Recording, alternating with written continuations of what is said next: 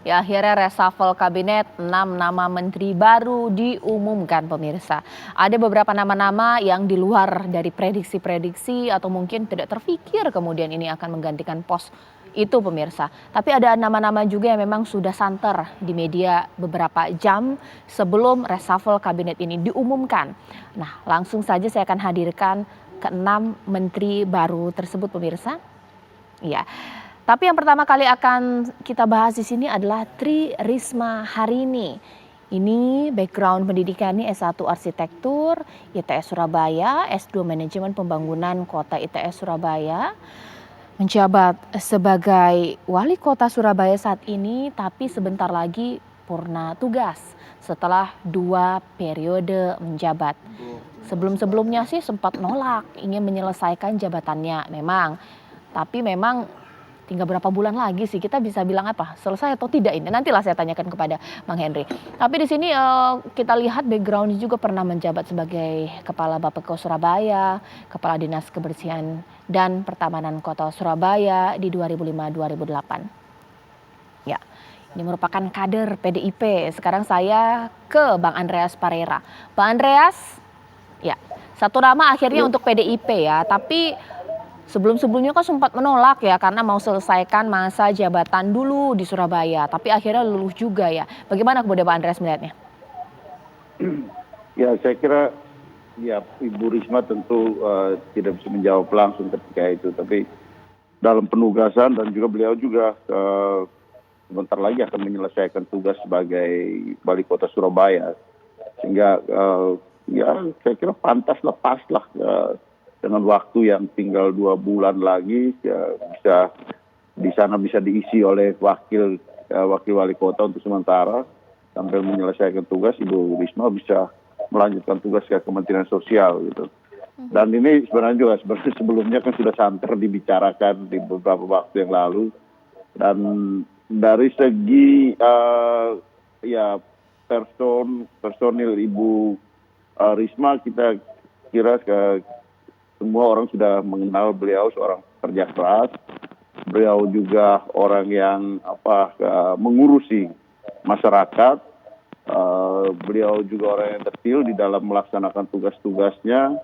Nah, saya kira poin-poin ini penting, terutama untuk bidang Kementerian Sosial, terutama di dalam masa pandemi dan nanti pasca pandemi, di mana dampak sosial itu masih sangat terasa di masyarakat. Bahwa seorang menteri sosial yang mau mengurusi masyarakat, mengembang masyarakat, nah ini satu poin yang saya kira mungkin menjadi pertimbangan dari Pak Presiden.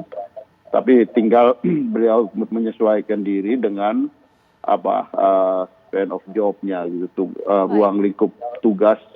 Kalau di Surabaya itu wilayah kota, meskipun itu kota besar, ya sekarang wilayahnya adalah Indonesia gitu. Dan mobilitasnya pasti harus lebih tinggi menghadapi berbagai macam persoalan.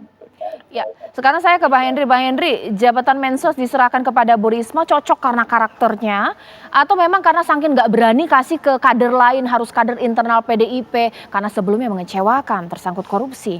Iya, kalau kita lihat keseluruhan reshuffle yang baru saja dilakukan oleh Pak Presiden, bolehlah ini reshuffle atau penyegaran terserah Pak Presiden, tapi yang jelas tidak mengubah memang komposisi dukungan politik kepada Presiden gitu. Jadi artinya Gerindra dapat Gerindra lagi gitu ya, PKB diisi PKB lagi, dicabut PDIP 1 karena korupsi, diisi lagi PDIP 1. Dan nampaknya PDIP kekeh, PDI Perjuangan ini kekeh harus lagi dapat Kementerian Sosial dan akhirnya diberikan kepada Ibu Risma. Ya, kalau saya sih melihatnya begini, Mbak Caca, terlepas itu diganti atau tidak, kinerja itu nomor 2 dalam reshuffle menurut saya. Kinerja yang pertama itu justru kenyamanan Presiden bekerja dengan menteri. Nah, menteri-menteri baru ini kalau kita bicara Ibu Risma, ya memang punya track record yang lumayan panjang sebagai pelayan masyarakat di Surabaya gitu ya, sebagai pejabat pemerintah di Surabaya. Ya, terlepas kontroversi drama-drama yang pernah dilakukan oleh Bu Risma ya. Jadi memang dia cukup populer dan nampaknya kepopuleran Ibu Risma ini diapresiasi oleh Pak Jokowi, dan Pak Jokowi menganggap bukan hanya sebagai Risma sebagai kader PDI Perjuangan, tapi Risma yang memang sudah lama berkecimpung di pemerintahan, kemudian diberikan kesempatan oleh Pak Jokowi mengisi menteri sosial di Kementerian Sosial ini. Nah, kalau menurut saya memang jadi menteri sosial ini beratnya adalah sebaiknya memang sebelum jadi menteri sosial dia harus punya jiwa sosial dulu gitu. Bu Risma? Nah, Bu Risma ya mudah-mudahan aja dia punya, Cocok kan ya? kita nggak berhak menilai itu. Tapi yang jelas yang menarik menurut saya, kabinet ini juga harus kita lihat sebagai kabinet yang baru ini kemungkinan besar adalah panggung 2024 juga gitu. Karena ada sosok-sosok muda yang kerap muncul, termasuk di surveinya Kedai Kopi pun banyak sosok muda yang baru masuk ini tersebut sebagai kandidat kuat untuk pemimpin masa depan di Indonesia. Sandi Uno yang tadinya kita juga bingung apa panggung politiknya dia menuju 2024 kalau memang ingin melanjutkan gitu. Ternyata hari ini Pak Jokowi menyediakan panggung politik itu sama dengan Bu Risma gitu. Dan perlu kita ingat sebelum Pak Juliari Batubara yang tersandung korupsi, Menteri Sosial sebelumnya Bu Khofifah Indar Parawangsa setelah jadi Menteri Sosial kemudian quote and quote mendapat tugas oleh Pak Jokowi menjadi gubernur di Jawa Timur. Mungkin saja ini sebuah panggung politik yang diberikan kepada Bu Risma oleh PDI Perjuangan melalui Pak Jokowi untuk persiapan langkahnya menuju salah satu gubernur mungkin. Gitu. Oke, karena sudah ada Mas Maman Imanul Haq, sekarang kita lihat ada nama Menteri Perdagangan baru juga yang kemudian dilantik pemirsa. Kemudian Pak Agus Suparmanto diganti, tapi kemudian dimasukkan nama baru, masih dari PDIP, untungnya masih satu kursi juga kemudian. PKB, dari PKB. Yakut Kolil Komas, maksud saya dari PKB. Mas Maman, Pak Agus Suparmanto itu mungkin ada yang mengatakan bahwa ya oke lah diganti karena pernah ada celahnya sedikit kerjanya. Tapi mungkin di luar dari nalar publik juga kenapa di reshuffle. Tapi mereka kemudian ada kursi satu juga untuk PKB. Bagaimana melihatnya? Ya, saya ingin mengatakan bahwa Presiden membutuhkan menteri yang tidak sekedar menteri, tapi dia harus petarung yang mengimplementasikan seluruh visi dan misi Presiden. Maka terlihat dari pemilihannya, misalnya Bu Risma itu adalah seorang petarung, itu pertama. Yang kedua, begitu pula Gus Yakut sebagai Menteri Agama, dikenal sebagai orang yang begitu tegas menghadapi intoleransi dan kelompok-kelompok radikal. Maka kalimat petarung ini yang menjadi kata kunci, termasuk memasukkannya Mas Trenggono menjadi Menteri KKP, karena Pak Trenggono adalah bendahara TKN ketika itu.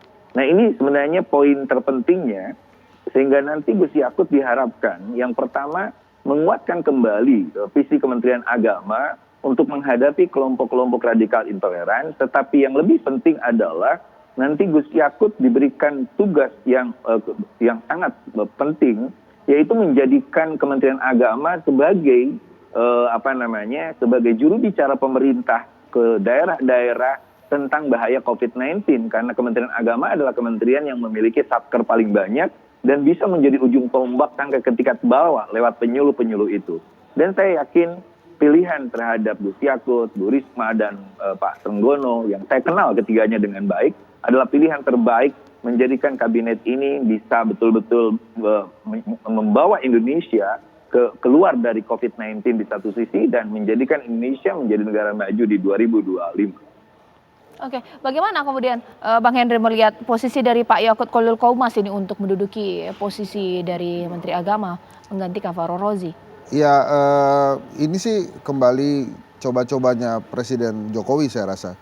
Terlepas dia petarung atau tidak seperti yang Kang Maman sampaikan, yang jelas memang dari sisi Fahrul Razi kemudian ke PKB ini ya memang penggantian yang agak berbeda memang dengan Kementerian Sosial lagi. Tadi kan dari profesional ya, berlatar belakang militer, kemudian masuk ke partai politik lagi. Nah mungkin Pak Jokowi juga melihatnya yang penting PKB-nya nggak lepas. Dan nampaknya PKB mendorong sosok muda yang yaitu ya Gus Yakut ini gitu. Saya sih terlepas dia sebagai ketua GP Ansor, memang sepak terjang lainnya saya belum pernah dengar. Tapi kan ini adalah pilihan presiden.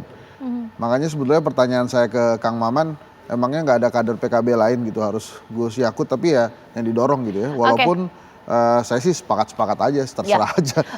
Ya, bukan hanya PKB sebenarnya. Beliau itu adalah ketua GP Ansor, sehingga menjadi representatif Nahdlatul Ulama juga. Kita tahu bahwa Nahdlatul Ulama dan Muhammadiyah adalah dua ormas penting yang menjaga moderasi Islam.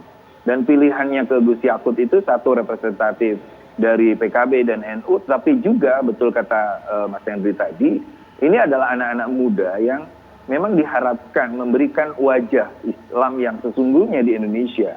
Wajah yang toleran, wajah yang moderat, wajah yang ramah, dan itu tidak akan memberi kesempatan kepada kelompok manapun yang ingin mengganggu Indonesia ini. Oke, tapi Mas Henry, apakah sosok dari Pak Yakut ini juga bisa menyatukan umat Muslim secara keseluruhan? Ya, itu adalah tantangannya Gus Yakut ya. Bagaimana dia lebih membuka hati dan membuka diri untuk menerima sosok yang berada berseberangan secara politik dari dirinya pada saat Pilpres kemarin. Kan sudah seperti yang kita tahu kan dia di Pilpres menjadi pendukungnya Pak Jokowi, memang sudah melebur.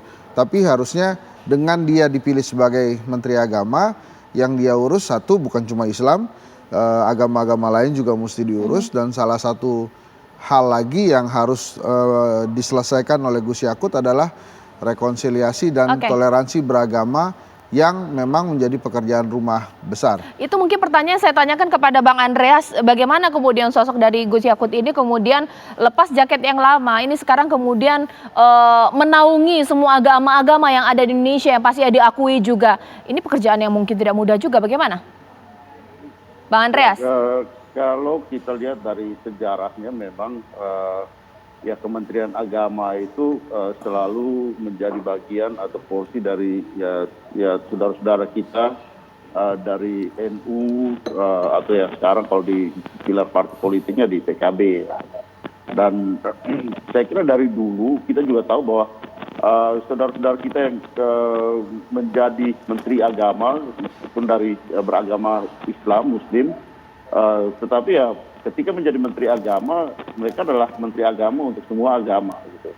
Dan saya kira dalam hal ini Pak Menteri Agama kita yang baru, orang muda yang mempunyai wawasan yang lebih luas. Saya dengar beliau adalah salah seorang murid terbaik dari Gus Dur, dan saya kira itu adalah suatu warisan yang sangat tepat ketika memimpin Kementerian Agama ini. Beliau juga adalah anak dari Kiai Haji Muhammad Bisri, dan itu saya kira juga mempunyai latar belakang